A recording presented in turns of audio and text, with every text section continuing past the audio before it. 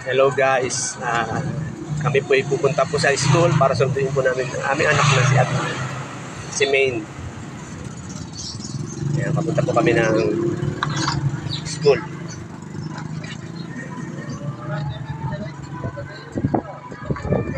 Ayan po siya. Ayan po ang Mrs. Kong, kami po mag-drive yan. Dadrive po siya ng e-bike. Ito po yung lugar namin dito sa Tila.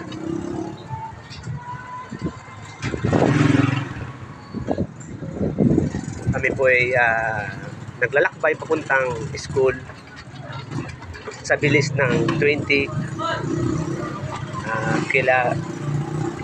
kilometer per hour. Ang bilis